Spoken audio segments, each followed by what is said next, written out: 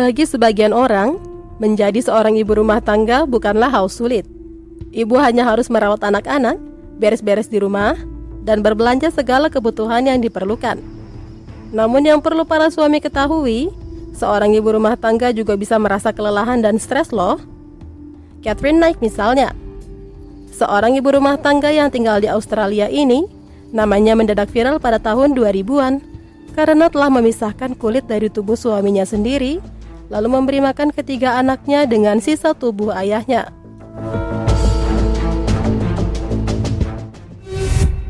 Catherine tinggal di sebuah desa kecil yang terletak di kota Aberdeen, Australia. Terdapat sebuah rumah potong hewan yang cukup besar dan Catherine menggantungkan hidupnya dengan bekerja di sana. Gak heran ya, kenapa ia memiliki keberanian untuk membunuh suaminya sendiri dengan cara yang brutal. Di sana ia bertemu dengan seorang pria yang membuatnya jatuh hati. Ia adalah David Kellett, seorang pegawai yang juga bekerja di rumah potong hewan bersama dengan Catherine. Memiliki banyak waktu yang dihabiskan bersama saat kerja, membulatkan tekad mereka untuk menikah pada tahun 1974, dan saat itu usia Catherine masih 18 tahun. Pada malam pertama setelah pasangan ini menikah, Catherine dengan sengaja mencekik David. Alasannya, hanya karena David tidak bisa memuaskan nafsu sang istri. Namun David masih memaklumi perilaku istrinya dan pernikahan mereka terus berjalan. Hingga 2 tahun kemudian, Catherine melahirkan anak pertamanya yang diberi nama Melissa Ann. Namun David menggunakan kesempatan ini untuk pergi meninggalkan Catherine dengan wanita lain. Lalu David dengan sengaja pindah ke kota Queensland karena sudah tidak tahan dengan perilaku istrinya yang sangat posesif dan sering berlaku kasar kepadanya. Menyadari ditinggalkan oleh suaminya, amarah Catherine semakin menguap. Dia dengan sengaja membawa Melissa dengan kereta bayi ke sebuah jalur kereta api dan dengan sengaja mendorong kereta bayinya ke tengah rel, lalu meninggalkan sang buah hati pergi begitu saja. Sementara itu, seorang pria tua yang sedang mencari makan di sepanjang jalur kereta menemukan Melissa dan menyelamatkannya tepat beberapa menit sebelum kereta melewatinya. Catherine yang ditangkap karena telah mencuri kapak dan mengancam akan membunuh orang yang lewat di hadapannya, telah dibawa ke rumah sakit untuk pemulihan masa depresinya. Namun kesehatannya mulai pulih dan ia keluar dari rumah sakit pada hari berikutnya. Selang beberapa hari, Catherine berniat untuk menyusul suaminya ke Queensland, namun dengan cara yang salah.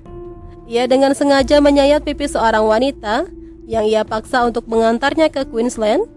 Kemudian wanita itu berhasil kabur dan melaporkan kejadian yang ia alami kepada polisi.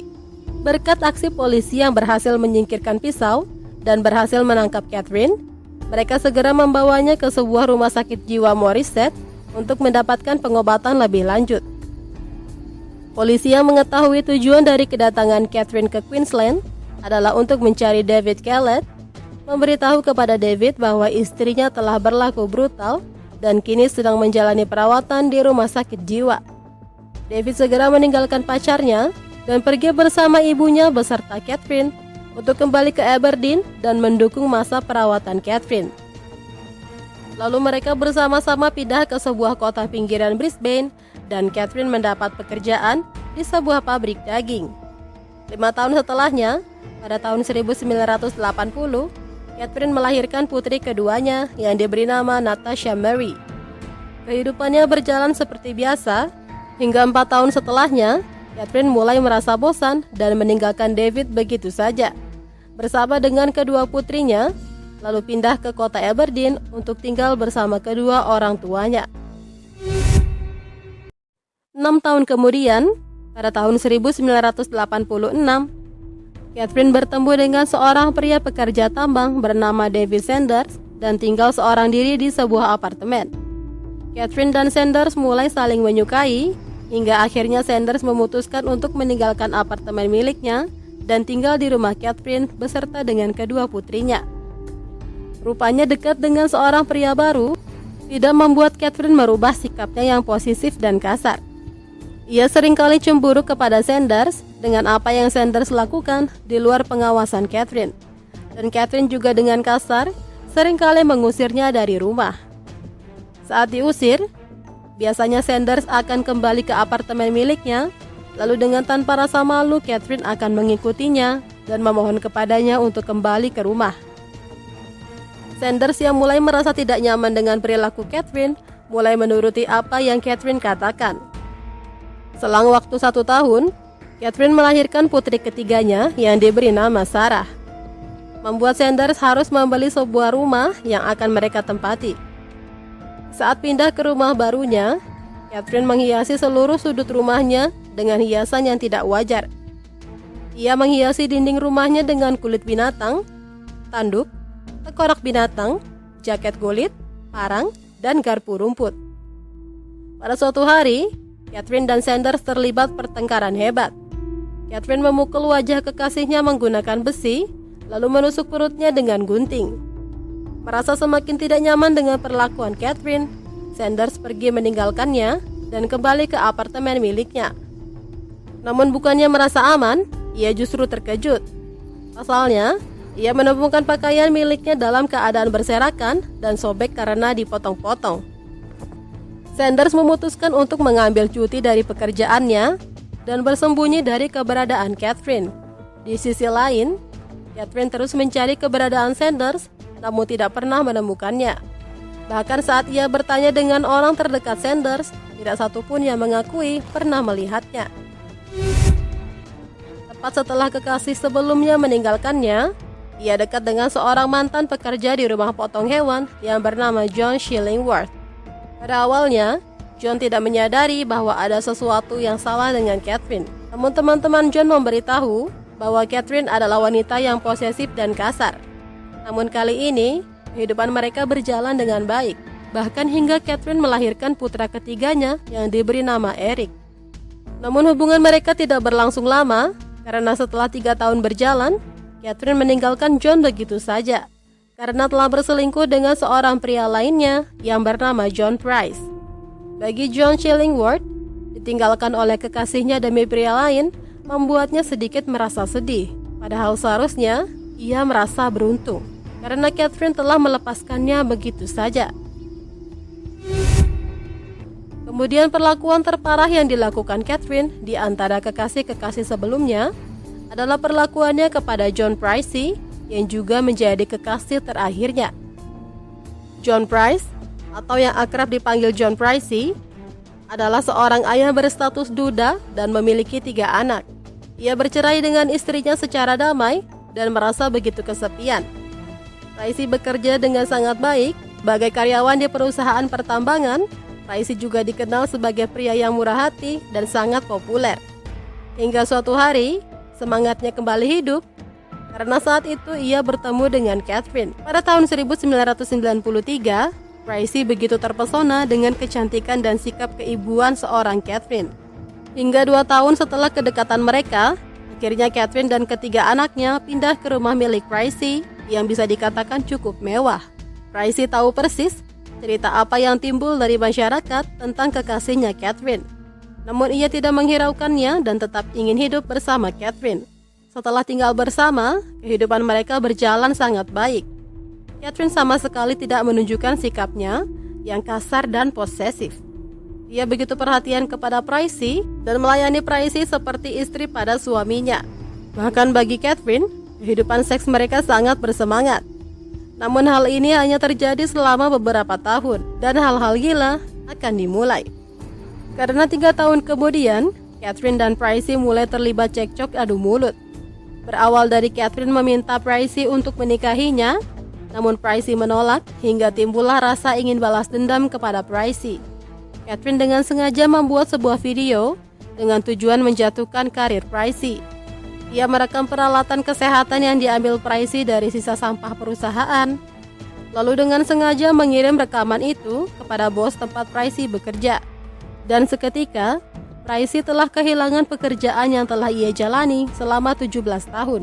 Setelah mendapat kabar pemecatannya, ia mengusir Catherine dari rumahnya dan Catherine pulang ke rumah asalnya.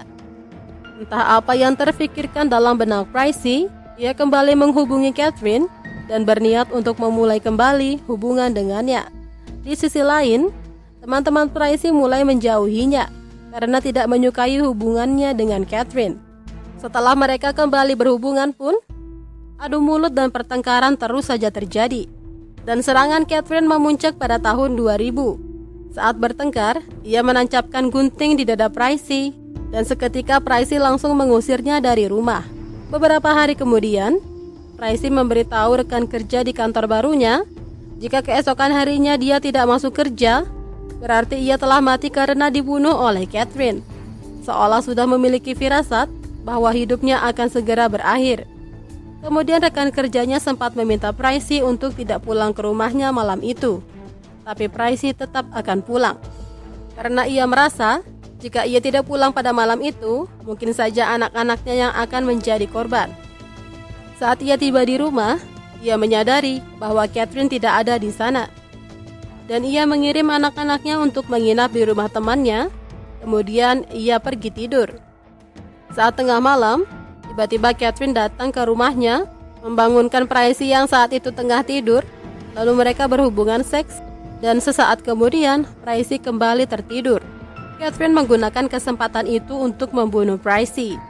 Ia menancapkan pisau daging di dadanya, dan dengan rasa sakit, takut dan panik, Pricey segera bangun dari tempat tidurnya dan berusaha kabur. Sementara Catherine yang terus-menerus mengejar Pricey dan terus menikamnya selama Pricey berusaha untuk kabur sambil merasakan sakit yang luar biasa. Pricey berlari dari kamar, melalui tangga dan koridor rumahnya dan menyebabkan area yang ia lalui penuh dengan tetesan darah. Hingga saat Pricey berhasil membuka pintu depan dan tangannya yang penuh darah sempat meraih kusen pintu, Catherine langsung menangkapnya dan menarik tubuh Pricey kembali ke dalam rumah. Ia tidak mampu untuk berteriak meminta bantuan karena sudah tidak bertenaga. Akibat 37 luka tusukan yang ada di tubuhnya, Pricey meninggal akibat kehilangan banyak darah. Keesokan paginya, tetangga Pricey merasakan ada kejanggalan karena mobil Pricey masih terparkir di pinggir jalan dan di waktu yang sama, rekan kerjanya juga menyadari bahwa Pricey tidak masuk kerja. Akhirnya salah seorang rekannya mendatangi rumah Pricey. Mereka mengetuk jendela kamar Pricey beberapa kali, namun tidak ada jawaban. Kemudian mendatangi pintu depan rumah dan sangat terkejut saat melihat ceplakan tangan dengan darah di kusen pintu. Dengan segera salah satu dari rekan kerjanya segera menghubungi polisi. Selang 25 menit kemudian, akhirnya polisi mendatangi lokasi rumah Pricey. Mereka mencoba untuk membuka pintu depan dan jendela kamar, namun semuanya terkunci. Akhirnya polisi mencoba masuk melalui pintu ruang laundry yang berada di belakang rumah, menggunakan linggis dan berhasil masuk. Pemandangan yang berada di depan mata mereka membuatnya bergidik ngeri, karena terdapat banyak noda darah di mana-mana. Saat mereka mulai memeriksa situasi di dalam rumah, seorang polisi sempat mengira bahwa ada selimut yang tergantung di kusen pintu. Namun saat ia memperhatikan lebih dekat, itu adalah kulit John Pricey yang digantung oleh Catherine dengan sangat rapi. Namun belum selesai sampai di situ, mereka menemukan sisa-sisa potongan tubuh Pricey dengan kepalanya yang sudah menghilang. Kemudian saat memastikan kondisi korban, mereka mencium aroma masakan di dapur. Dan saat salah seorang dari mereka membuka tutup panci yang berada di atas kompor, terdapat potongan kepala yang sudah dikuliti di dalamnya, lengkap dengan potongan sayuran. Lalu sudah tersedia 3 buah piring di meja makan, dan pada masing-masing piringnya sudah tertera nama dari anak-anak Pricey. Polisi menduga bahwa Catherine ingin memberi makan ketiga anak Pricey dengan daging ayahnya. Kemudian ditemukan juga sebuah potongan daging di taman belakang rumah yang ternyata itu adalah bokong sebelah kiri milik Pricey. Diduga Catherine membuangnya lantaran tidak bisa memakannya. Saat mereka menjauhi dapur, terdengar suara dengkuran wanita di kamar tidur milik Pricey. Polisi segera menuju ke sumber suara dan menemukan Catherine yang sedang tidur di ranjang dengan berpakaian lengkap. Lalu polisi bergegas menangkap Catherine dan memborgolnya. Bukan sebuah proses penangkapan yang mudah, Catherine terus melawan dan berusaha untuk kabur. Saat dilakukan interogasi secara intensif kepada Catherine, ia mengaku tidak mengingat kejadian apapun yang terjadi pada kekasihnya, John Pricey. Ia hanya mengingat bahwa pada malam itu mereka berhubungan seks yang memuaskan. Dengan begitu banyaknya bukti yang tidak dapat terelakkan, meskipun Catherine mengaku tidak membunuh Pricey malam itu, pada bulan Maret tahun 2000, ia didakwa atas pembunuhan terhadap John Pricey. 1 tahun kemudian, pengadilan Catherine kembali digelar dan Catherine dijatuhi hukuman seumur hidup tanpa kemungkinan bebas bersyarat. Kini Catherine naik bekerja sebagai petugas kebersihan di Lembaga Pemasyarakatan Wanita Mulawa. Meskipun diketahui ia adalah juru masak yang baik, namun tidak mungkin ia akan ditempatkan pada bagian dapur. Pada saat itu, kota Aberdeen tercatat sebagai kota pertama di Australia yang memiliki catatan sejarah kriminal terburuk, juga sebagai wanita pertama dan satu-satunya yang dikurung di penjara seumur hidup. Semoga kita semua selalu dalam lindungan Tuhan Yang Maha Esa dan dijauhkan dari segala niat jahat orang lain. Terima kasih sudah menonton video ini dan sampai jumpa di video selanjutnya. Terima kasih.